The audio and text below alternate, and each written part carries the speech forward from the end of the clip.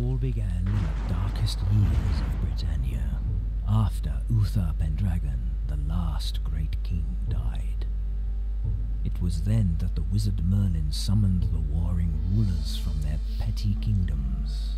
They all saw a great stone, and in the middle there was a sword inscribed with strange letters that said, "Only the true king can pull out this sword."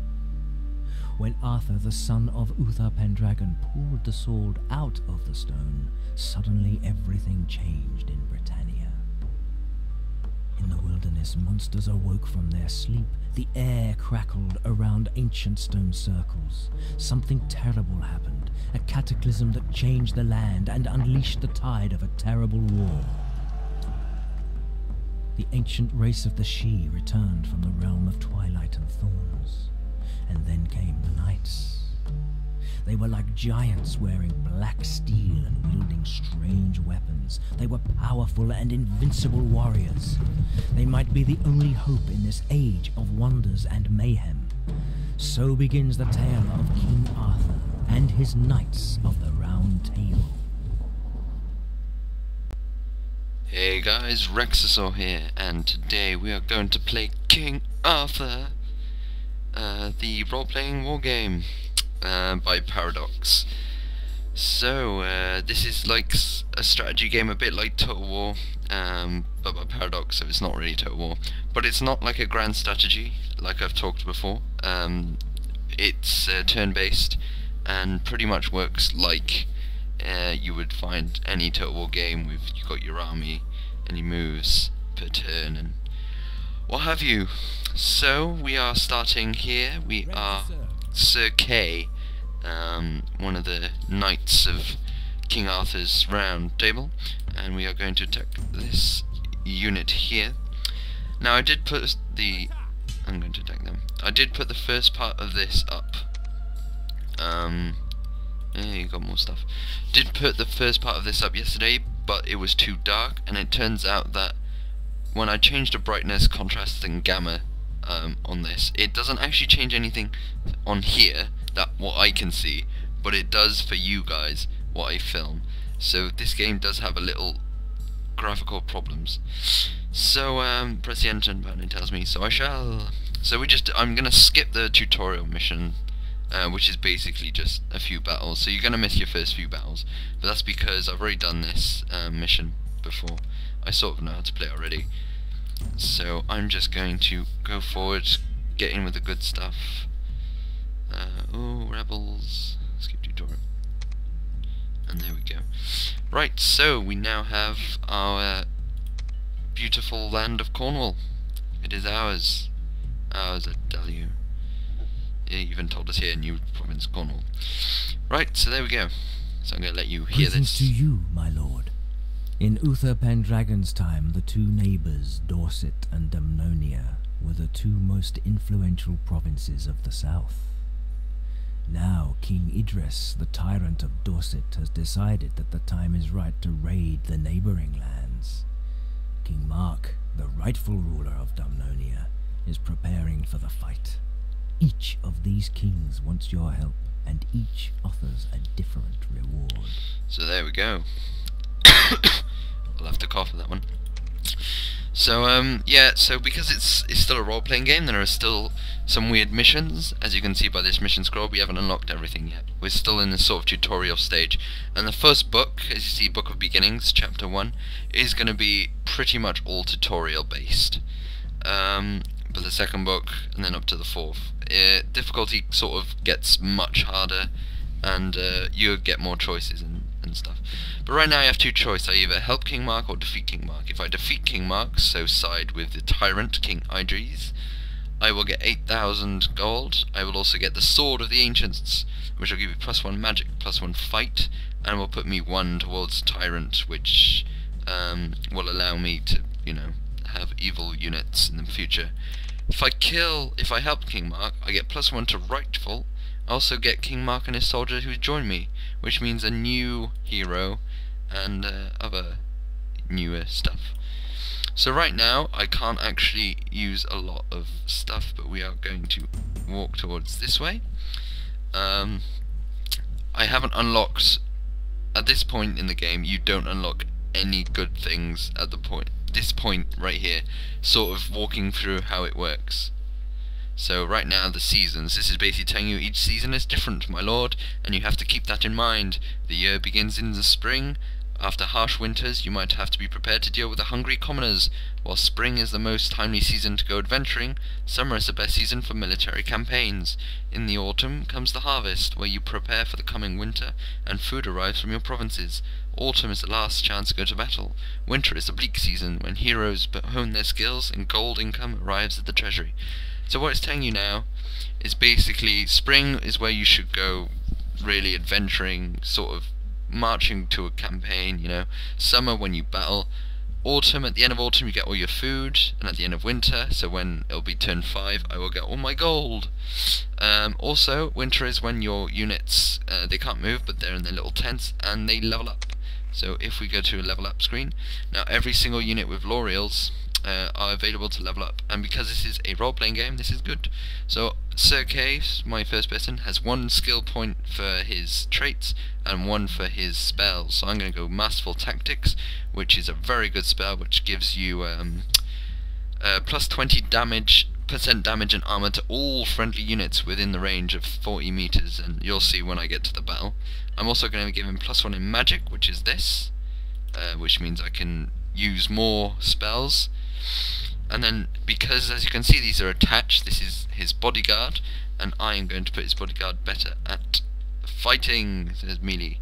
Then all these footmen I'm going to put in defense, because defense on footmen is good. I'll put them, generally you want to increase the defense of footmen, increase the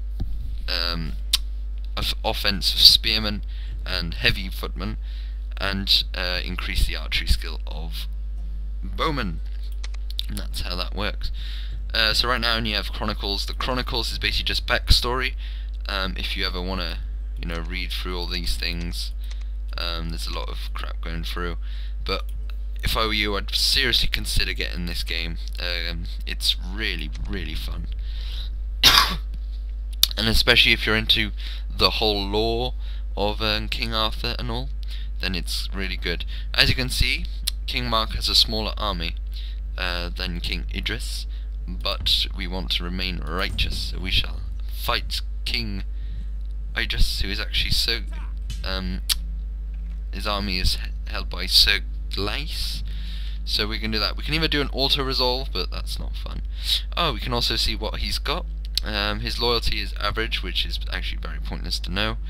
He's got a pretty good fight value, quite good reign and leadership. Leadership is what you want to know in battle. Reign sort of less. Adventuring is pretty low and his magic is pretty low. But he's got Dragon's Breath. Now Dragon's Breath is a very good spell which causes fire bullets to come at me. So I'm going to go straight to battle. So I shall see you on the battle map. Before I do that, I just want to tell you one thing about the battle system. So the battle system, every time you choose a battle, you choose a battleground. So right now it's victory locations 4, because it's a bit like capture the flag technically, but technically not. I will talk about it more in the battle. But you've got Forest Hill, Plain Forest, or Forest Hill. So I'm going to go for Plain Forest, because of the plains will mean that my horsemen, which I have 1 unit of, can move freely, and the forest can hide my people. Also the plain will help my archers. So now I'll see you on the campaign, on the battle map. And here we are on the battle map. So at the beginning is going to show you the 4 points, because there's 4 points where you can capture buildings. That's a church, that gives you a radius, so that once you've captured it gives you a sort of special ability. This is a village, this will give you a stamina bonus or refill your stamina. The church will give you a healing vicinity, your units get healed. This mill gives you food at the end of the battle if you win. And this is a mana which will give you the spell which Sir K has, Masterful Tactics, so plus 20% damage and armor on the battle for all units within its range. So right now I am going to, this might be slightly laggy, but whatever. So we are going to have every single one of our men bar this light cavalry, bar this light cavalry, bar this light cavalry, thank you. we are going to put them here. Whoop. Right, weird thing is you don't drag across and they all face that way. You have to drag up and they automatically put themselves in that direction. So I'm going to start battle, and I'm going to show you this bar here is called the morale bar. Go over there, yes, you're going.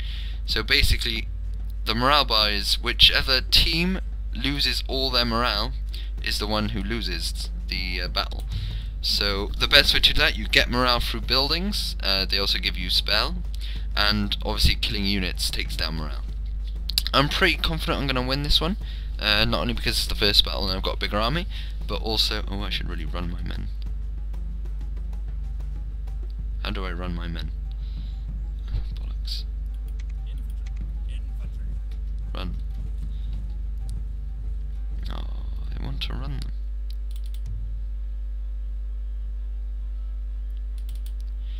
Okay.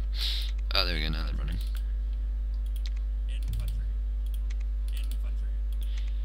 Meh. Whatever. So will be it. Right, so everyone's running. And these have managed to stay still. Well done guys. Oh dear. So, little things, little anecdotes about the map. So, if I click on my general, I have this screen, which is his magic screen, or his ability screen. So he has Fog of Avalon, which reduces all ranged units accuracy by 50%. Now this isn't really good right now, because he's got one unit of what is it, ranged unit, and I've got two, so it's pointless. And obviously Masterful Tactics.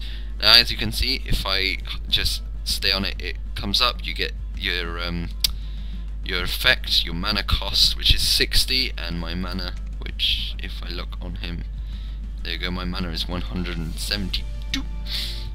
So my men walking up like that. I'm probably not going to zoom in often because it lags. Ooh, bollocks, and that happens. But the units are quite nicely made.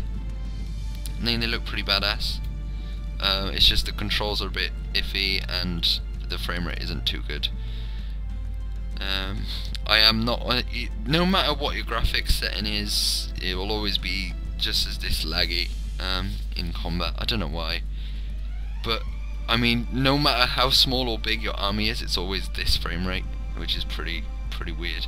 Also, scrolling up goes up and scrolling down goes down, which is really weird because you're not used to it. Usually when you scroll up you want to zoom in, but that's not how it works here. Right, so these people coming in, so I'm going to send in my archers along with some axemen, footmen. No, I'm going to send them these heavy footmen, and then I'm going to send the rest of my army.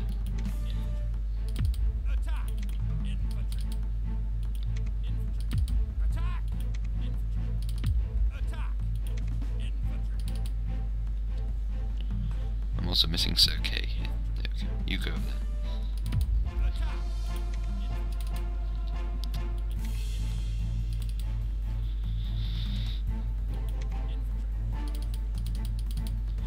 Right, so my men are going to start attacking.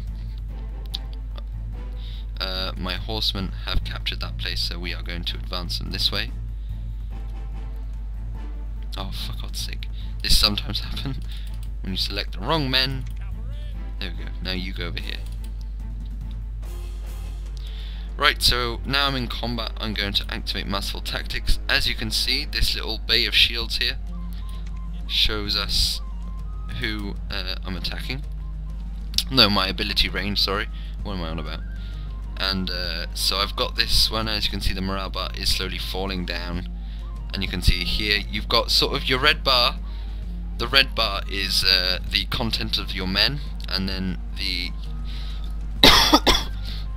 the actual, like the bar, actually not the red bit, but that you see there's a little gap here and here there isn't. That's due to building, like owning a building. Wow, we completely decimated those. Wow. Oh, actually we're gonna kill them. Kill those axemen. I have some footmen who are doing nothing, so we are going to charge them in. Now, you can actually have your non-footmen on fire at will. This, very oddly, will basically mean, yeah, if you have your footmen on fire at will, they will, after a combat is over, they will go out and attack the nearest enemy unit, which is pretty average.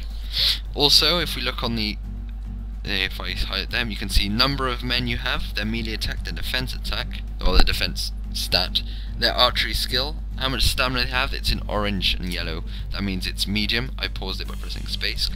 And the average HP of their men. It also it's quite useful, this little thing. It tells you everything. If I click here, you got open field, which is ++ for heavy infantry, heavy cavalry, - for light infantry. And that's the kind of weird thing. Here, as you can see, I've killed that unit, so I am going to select all my men and attack the rest of these men. I'm also going to select my cavalry. I'm going to attack these. And there we go, we've pretty much got a lot of stuff from these people. So if we go into the battle, which I'm failing at, it's a lot of, there we go. Right, and when we win, they circle us nicely around the battle. You know, saying shit. Right, so we lost 0 teams, so we lost here 0 units. They lost 3. We only lost 21 soldiers, which is pretty impressive. They lost 193. They've also had 35 men remaining, which means their stamina completely broke, as you can see here. And so we won. So I shall see you on the campaign. And here we are on results screen. So my men got some XP. Not a lot of XP. I mean, this unit got 0 because it wasn't really in. You can see I got -0 on a lot of my men. I've lost a lot. I lost a lot of these footmen. Lost 2 of those. And here everyone died. I also got money at the end and food at the end. So done. Objective complete. I'm going to get a little cutscene. No, I'm not. Right, now we can see morality chart. It's been unlocked, and here we have what I think is one of the greatest aspects of this game, is the total morality of your thing. Now, depending on where you are on the chart, this is the star. This is where I am. I've gone from the middle up to rightful because I just did the rightful mission, so I've gone up by 1. And depending on where I am, I get these different spells. So say if I was rightful Old Faith enough, if I was like up here maybe, I get Lightning Bolt, which is such a good spell, which is really why I want to be rightful and Old Faith, just to get Lightning Bolt, which is just so good. I might go for shifting pool as well, which isn't, it's not too good. It's well, it's not, I guess. I mean, Lightning Bolt is probably better. You also get these auras. I mean, Christianity gets okay. I mean, that is a very good spell, but it's not really too good. And I'm really looking, there's other stuff, like you've got general, you've got your your different abilities which you can get from either being tyrant or rightful. And if we got rightful and Old Faith, you get keeping together, which is +2 loyalty, which is just so good. And then ancient wisdom. If you go for Christianity, you get art of governing, which is +1 reign, which is nowhere near as good as +2 loyalty. And then holy war, which is flip ranks of soldiers 20% cheaper, which is okay, I guess. It is quite a substantial amount actually. It's like a 1/5.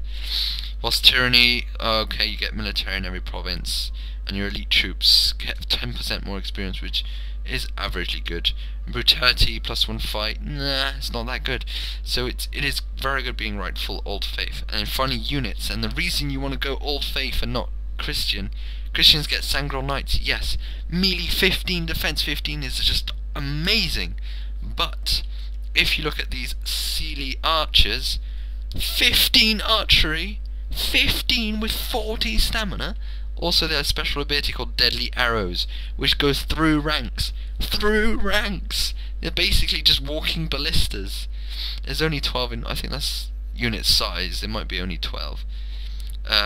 Sealy Warrior 6. But 16 melee attack! Of course, if you go Tyrant, you've got them as well.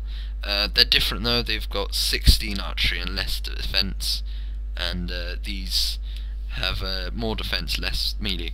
But I mean, come on, it's just, you don't want to go Tyrant, you want to go rightful. You also get Golden Griffins, who are just badass motherfuckers, literally.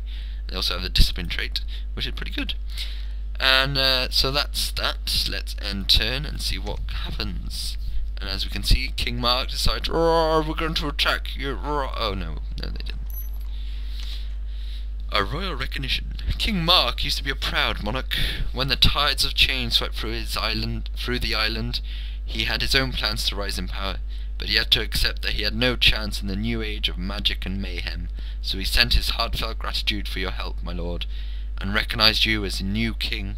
He also sent out the word to his soldiers. Those who want to join your ranks are free to do so. Gives us some sentinels, which are basically footmen but better. And we got King Mark as well. So we got a new hero. We also got this round table idea. So here's me. You never ever play as King Arthur. I mean, he's not where I've got to in the game, which is end of Act 2. So we got King Mark and we got Sir Kay. So we're going to click on Sir Kay. We're also going to click on Fiefdoms, Cornwall. Add to hero. Here we go. Sir Kay now has Cornwall, so his loyalty's gone up by 1 because of loyalty bonus. It also gets us much more money. And I'm going to do that when I get Demonia, I think. We are going to give it to King Mark because it's nice that your heroes have a land. So we are going to go around this way.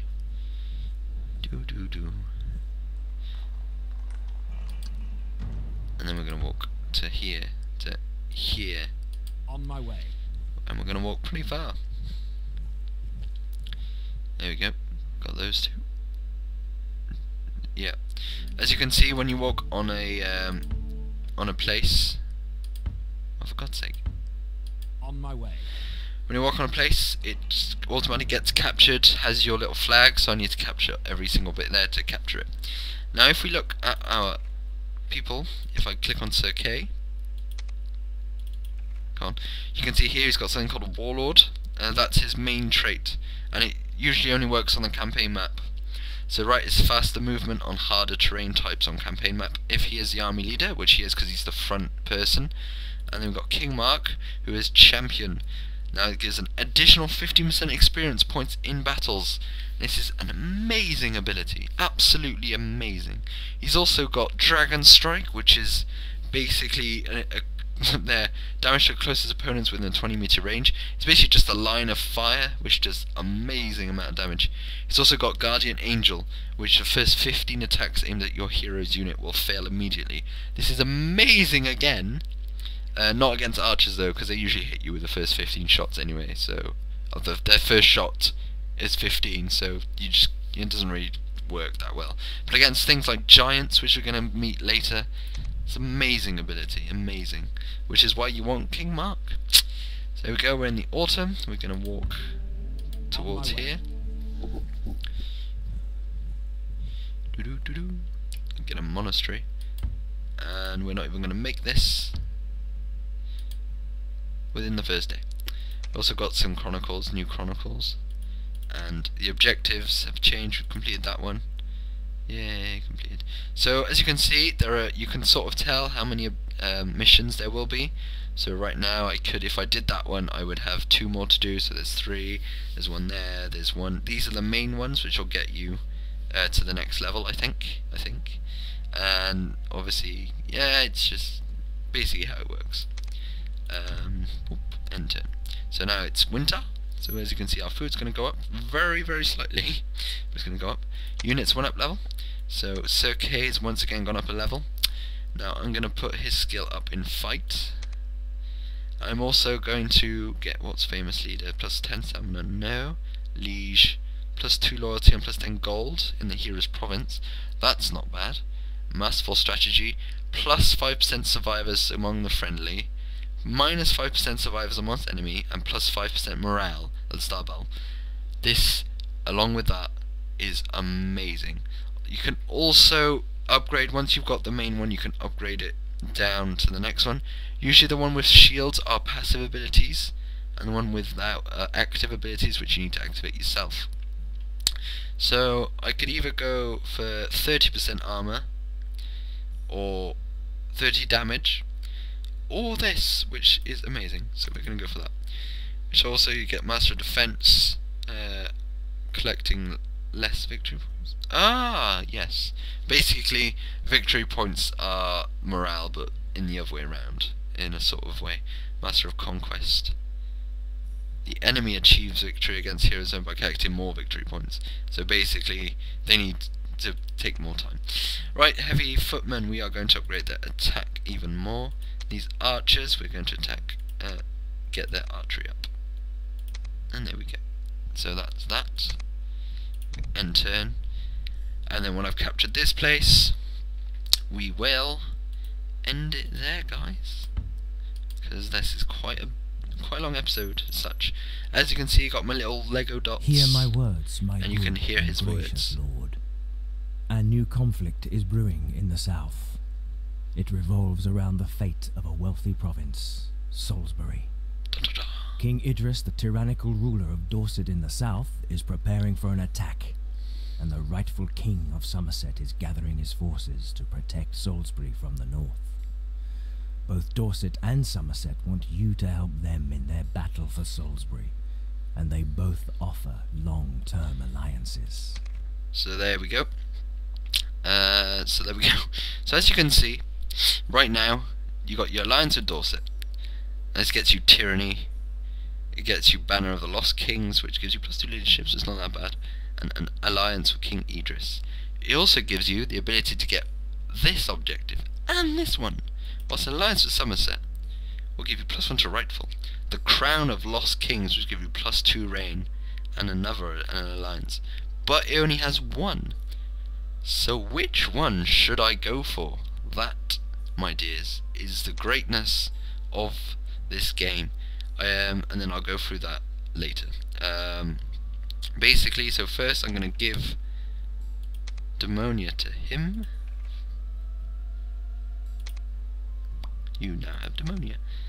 And then right here we have something called a band of volunteers, which is basically just a bunch of people who want to join your faith, your people, basically your army, which we're going to do. So this is who's that? King Idris. Ah, you got the annoying thing of not knowing. That's Dorset, and that's Somerset. What's my mission?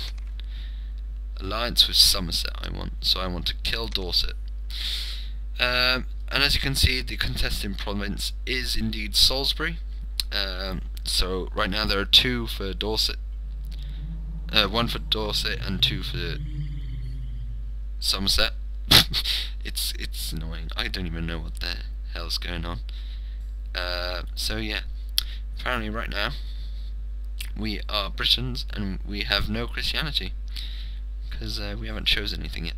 So thanks for watching, guys, and I will be back next week. I hope you enjoyed this. I seriously recommend this game to any lovers of the King Arthur legend.